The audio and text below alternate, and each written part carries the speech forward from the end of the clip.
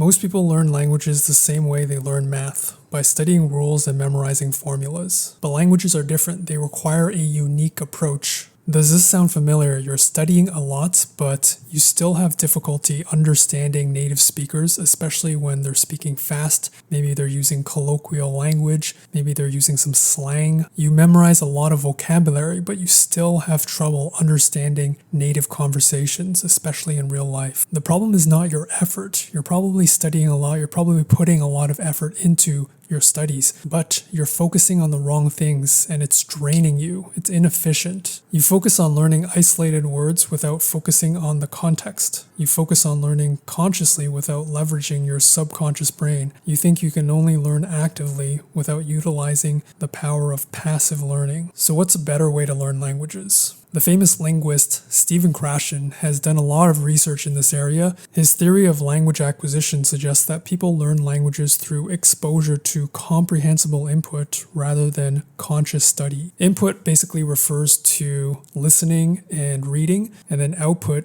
are things like speaking and writing. In other words, it's more effective to acquire a language through lots of input and immersion in a language, very similar to how children learn their first language subconsciously without actual conscious studying. Thus, instead of memorizing vocabulary and focusing our time memorizing grammar rules, it's more effective to focus on input and listening if our goal is to reach fluency and to improve our understanding of real native conversations. How well you acquire languages is merely a function of how much time you can expose and immerse yourself in the language. So this means that language learning is actually less about how much skill you have in learning a language, because we know that everyone can learn a language, and all of us have in our history as children, as babies, have already learned our mother tongue. So we have the innate qualities to learn a language. It's less of a skill problem and it's more of a practical problem. There's certainly some skill involved. I mean, some people are going to be naturally more talented at picking up sounds and they're going to learn faster than some other people, but we all have the basic requirements to learn a language. The best language learners that I've met, they all have one thing in common. They all consume a massive amount of content in their target language. They're not grinding through material or grinding through vocabulary lists. It feels like play to them, so it's no effort for them to just consume tons of content. So ask yourself this question: how much time can you spend immersing yourself and exposing yourself to a language without burning yourself out? Most people don't give up learning a language because they're not smart enough. They give up because they lose motivation, they burn out, they get overwhelmed. When you understand this, language learning becomes easy because you're leveraging your subconscious brain and you're learning almost on autopilot. And instead, language learning becomes hard when you don't recognize this and you try to consciously study a language. These methods are slow, boring, and it's just going to burn yourself out. The key to language learning is to make it so fun and easy that you would do it anyways. It's a no-brainer. Okay then, so should I stop learning vocabulary? Not exactly, right? Because learning vocabulary is still important. Vocabulary is still the building blocks of a language, just like bricks are the building blocks of a building. But it's how you're learning that vocabulary that matters. If you only focus on memorizing vocabulary in isolated vocabulary lists without context, then it's no wonder that you're going to have a hard time remembering that in a conversation when there's tons of context and you haven't practiced that vocabulary before. Learning vocabulary out of context is like reading a bullet point summary of Harry Potter. You'll know what happens superficially, but you miss out all the juicy details and quickly forget. Bullet points and vocabulary lists without context give you a dopamine rush and make you think that you're learning, but they won't help you in the long run. Instead, the better way, like we said, to learn vocabulary and to make it stick is to immerse yourself in native audio, native listening content, podcasts, whether it's TV shows, anything that you're interested in. Immersing yourself in that material is going to help you anchor that into your memory because you're having all of that context. And context is really the important thing. Context can be many different things. So even like listening to a sentence is going to be more context than learning from an individual word because you understand how that word fits into a full sentence. And then when you're learning from native material like a podcast, a TV show, a YouTube video, you're learning that word not only in the context of a sentence, but also in the context of a broader topic, of a broader argument. And so you have that story, that broader story to anchor that into your memory. And then also you have the context of the speaker's voice, their intonations. And then if you're watching a video, you have that context of the visual cues. What shirt are they wearing? The color of their eyes, the background. All of this adds context to anchor it into your memory. This in turn helps you to remember the vocabulary the next time you encounter it in the wild, in real life, when native speakers are speaking in conversation, when they're speaking fast, when they're using slang, and when they're not using textbook vocabulary. So if you have trouble understanding your target language, understanding native speakers in real life, learning in context is going to get you over that hump. Okay, great. So how do I learn with context? How do I acquire a language, you're asking? When you start learning a new language, it's a bit like being a kid in a candy store. Everything is attractive and you want to try out everything. You dabble a little bit in reading, you dabble in writing, maybe you dabble in tracing out characters like I did with learning Mandarin Chinese. Maybe you dabble in speaking a little bit. Maybe you dabble a little bit in listening, but there isn't a central focus. And dabbling is fine if your goal is just to have fun, is just to enjoy. But if your goal is to get fluent and to really improve your listening and your understanding, and if you struggle with listening, then you really need to be strategic with your time and your resources. If your learning routine is random, your results will be random. If your learning routine is focused, your results will be focused. So to acquire languages, we really need to focus our learning on input, increasing the amount of input that we're getting throughout the day. I like to call it massive input, especially when you're a beginner. Input, like I mentioned, refers to listening and also reading. But for beginners and those who struggle with listening in particular, I recommend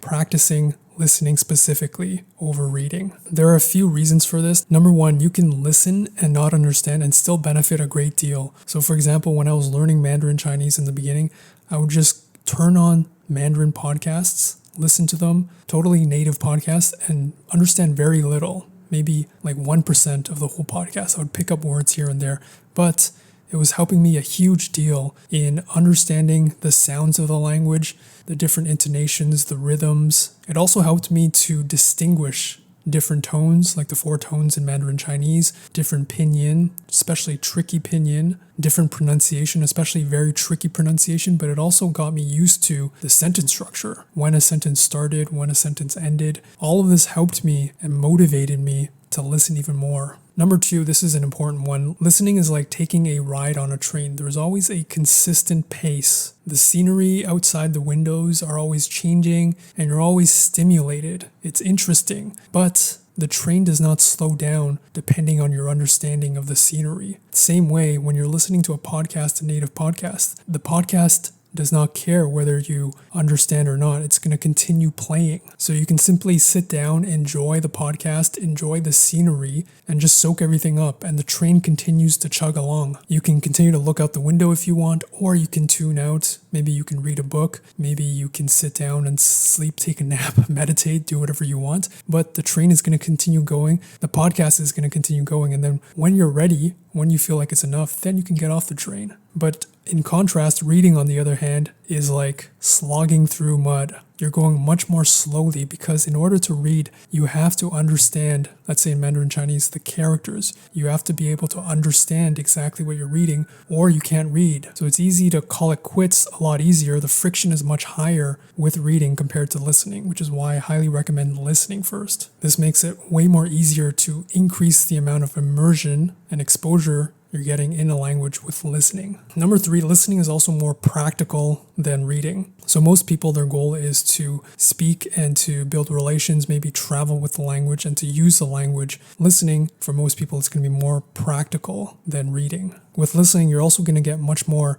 opportunities to listen, to get feedback from native speakers. Whereas reading, like I mentioned, there's less opportunity to read, especially as a beginner when the learning curve is so much higher. Okay, you might be thinking, but I'm already listening. Why is my listening not improving? Why do I still not understand native speakers? I call this the liftoff speed problem. The liftoff speed is the airspeed at which an aircraft becomes airborne. To take off, a plane must increase its speed until the lift created by its wings is greater than its weight. Similarly, to learn a new language, we need to increase our speed of learning, acquisition, until the lift created is greater than the weight of staying the same. inertia. Many learners are just simply not listening enough. These days, it's common for apps to gamify language learning, making it seem like you can learn a language in 5 minutes a day, even 15 minutes a day, 30 minutes a day. But the reality is, this is simply not enough time to generate that liftoff speed that we need. When I was learning Mandarin Chinese, I was listening for hours a day, probably 4 to 8 hours every day, just constantly immersing myself in the language, feeding my subconscious brain with language. It was almost like the background soundtrack to my life. I was stacking the deck in my favor. I was forcing my brain to be almost overwhelmed with the language. So I had no choice but to naturally acclimatize to the language, because I was also at the time consciously trying my best not to consume English media and not to speak English. And so my brain was just constantly in a different mode. And eventually I reached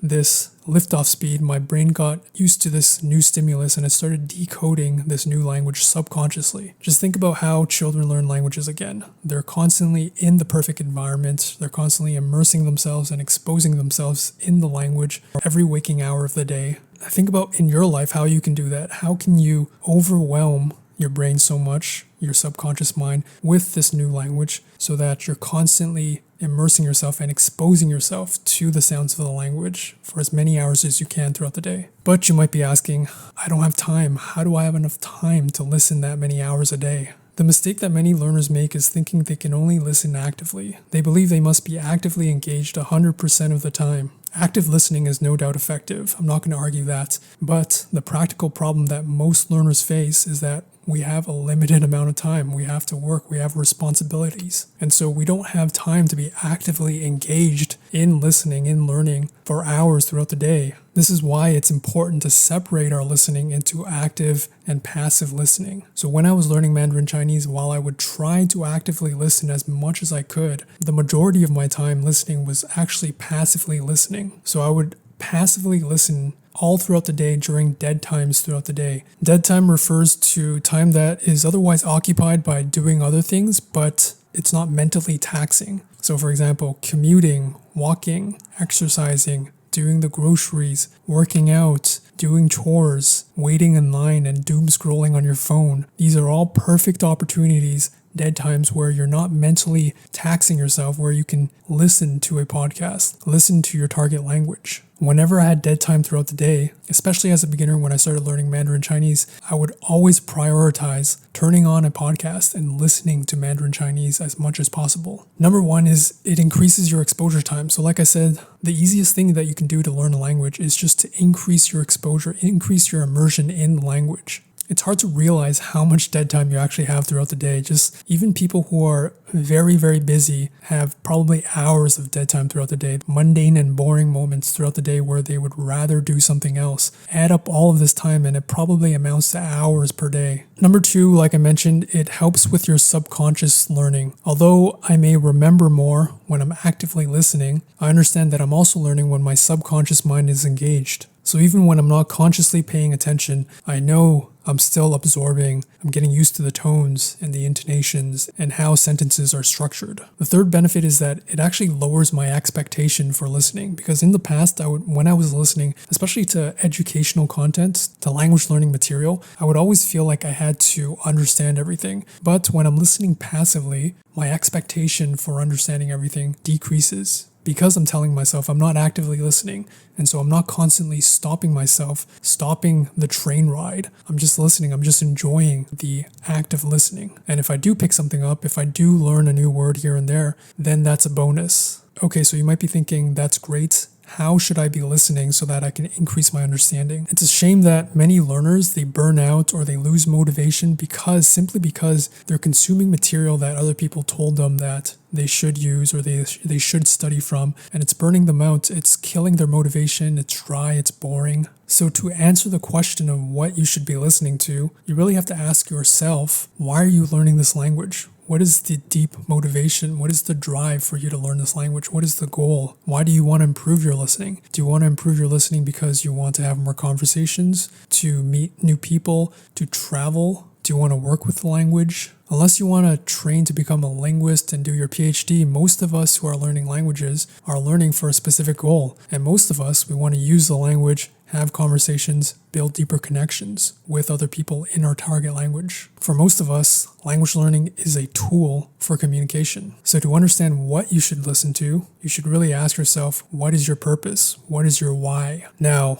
practically speaking, what I would recommend is to listen to, and especially in the beginning, listen to what we call comprehensible input. This is input that is, for the most part, made for language learners in the sense that it's largely understandable. So the material is a little bit dumbed down. The vocabulary is more basic so that language learners, beginners can understand the material. Think about this as listening with training wheels on or guardrails. You're understanding most of the material, but there's still a little bit of a challenge. You're still pushing yourself a little bit, but you're not overwhelming yourself. Now, it's important to be careful because the mistake that many learners make is that they get too comfortable in this phase. They get too used to comprehensible inputs, and they notice that their progress slows because they're not challenging themselves enough. This is exactly what happened with me with learning Mandarin Chinese. So my recommendation is to consume comprehensible inputs, but as fast as you can, as quickly as possible, try to consume native content that is made for native speakers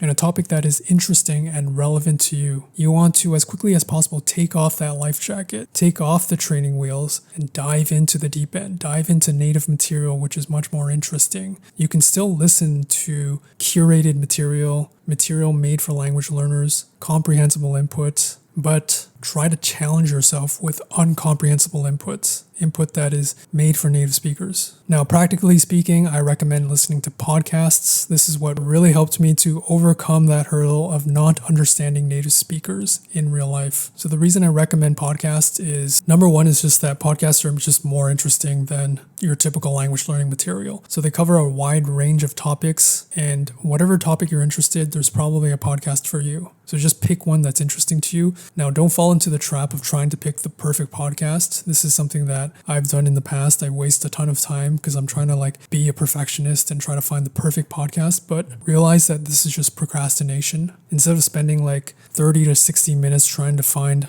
the perfect podcast, this can be time that you're actually listening and inputting and consuming the material. Trial and error is key here. Just dive in, see what sticks, experiment, see what doesn't stick, and just keep listening. The second big benefit of podcasts is that this is how native speakers actually speak, especially if it's a podcast, if it's a casual podcast, for example, interviews, or if it's just a native speaker speaking and riffing off the top of their head, sharing their opinion. These are perfect opportunities to listen to colloquial language and to listen to slang and getting accustomed to the natural speed of a language. This is why oftentimes when you're having a conversation and you feel like they're speaking so fast, is because you're not getting used to this. You're used to language learning material, which is purposely slowed down so that you can understand better. But in real life, people are slurring, people are using conjunctions, and people are speaking at a much faster rate because, again, the goal of speaking for most people, especially native speakers, is communication. So if you have trouble understanding slang and fast speech and different accents, the best way to improve this is to listen to more of that. And podcasts are a great opportunity for this. The other benefit of podcasts, number 3, is that they add a ton of context. So like I mentioned before, context can come from many different things, from the sentence, from the story that the speaker is talking about, from the conversation, come from the sound of the speaker. Maybe you really like the sound of the speaker. It can come from their intonation, their accents. If you're watching a video, like I mentioned, it can be from visual cues, from their facial expressions, the color of their shirt, the background. All of these things help you to anchor what you're learning into your memory. Number 4, podcasts are very easy to listen to. The friction is very low. You can literally just put on your earphones, click play, and start listening while you're doing other things, like I mentioned, during dead periods, during your day. And so it's very low friction. The expectation is low. You don't have to understand everything. And this is why I was able to build habits without even trying to listen every day for hours a day. Number 4 is that you can easily look up vocabulary. So many podcasts these days, especially on Spotify, which is a big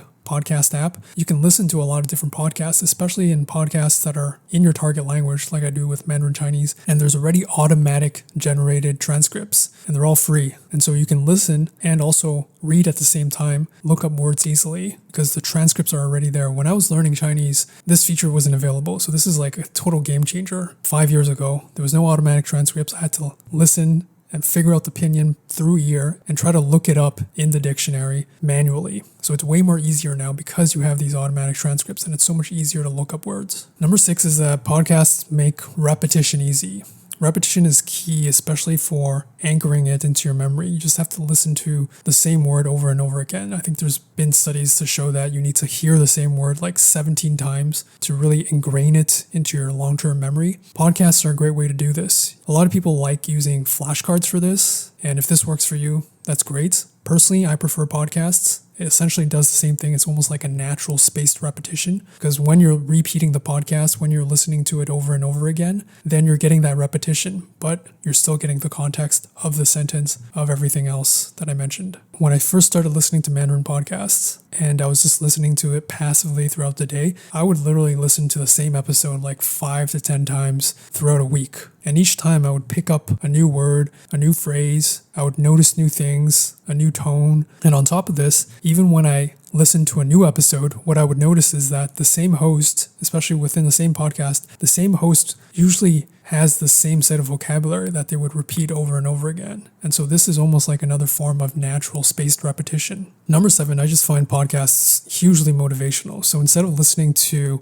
language learning material that I find boring, when I'm listening to podcasts, I don't get discouraged, even though I'm not understanding a lot, especially in the beginning. Even if I understand like 1% of the podcast, I tell myself this is 1% of my final destination, of my final goal of understanding a native conversation. This was hugely addicting for me. Like when I picked up a word or like a phrase in a natural conversation in a podcast, I would be like so motivated. I'd be like, wow, how did I pick this up? This would make me want to listen even more. Okay, you're saying we get this, we got to listen more. How do you actually listen? So this is my listening routine after 5 years of learning. I try to keep it very simple and doable and low friction as possible so that I can do it every single day. So number 1, like I mentioned, I listen passively throughout the day for at least 1 hour every day. Oftentimes this is even more. And if I was learning a new language today, this is where I would focus 90% of my time. I would try to listen for like 4 to 6 hours a day, passively during dead hours throughout the day. This sounds like a lot, but remember, like I mentioned, everyone has dead time throughout the day, which is otherwise wasted scrolling through social media or listening to music. This is all time that you can dedicate towards learning your target language. Number 2, while I'm listening passively, I'm almost always shadowing to some extent. Essentially, this means that as I'm listening, I'm repeating what the speaker says. I'm mimicking, I'm parroting what they're saying. Really, I just treat this as warming up my mouth. I'm thinking about this as consolidating what I'm listening. So I treat it as another form, another layer of context and repetition that I can add to anchor my memory. So I'm not shadowing all the time, but when I feel like it, when I'm excited to, I'm shadowing, I'm repeating what the speaker says. Number 3, when I have time, while I'm passively listening, I'll switch into active listening, or I'll dedicate some time to actively listen throughout the day. This is important because it's easy to get comfortable just passively listening and not really paying attention to what the speaker is saying. So when I switch to active listening, what I'm really focusing on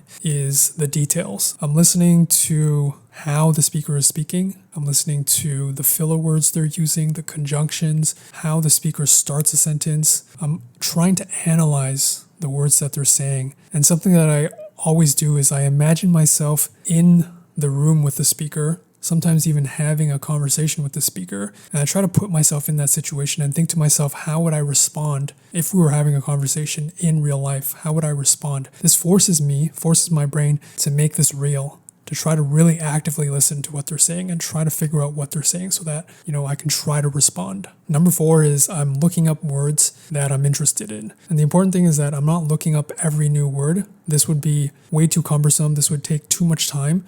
Again, the train analogy, this would be like stopping every second to look up a new word or to take a picture. I want to keep the train moving so that I can enjoy the podcast, because I know that I'm going to listen to the podcast again. I'm going to have many more opportunities to take that picture, to look up that word. And then of course, number 5 is to repeat listening. So what I would recommend is repeat at least 2 times and sometimes even up to 10 times. Do as much as you can until you get bored of it. Each time I'm listening and I'm trying to notice new things, new words, new phrases, new sentence patterns, new accents. I may speed it up, I may slow it down, I may rewind. All of these times are opportunity to repeat and to consolidate what you're learning. When you start listening to native podcasts, it's going to be daunting at first. You may not understand a lot, but don't get demotivated. Remember, you're training your subconscious mind so that even though you don't consciously understand everything, you're still benefiting. Each day is an opportunity to get 1% better, to understand 1% more. And if you can do that, then you're going to be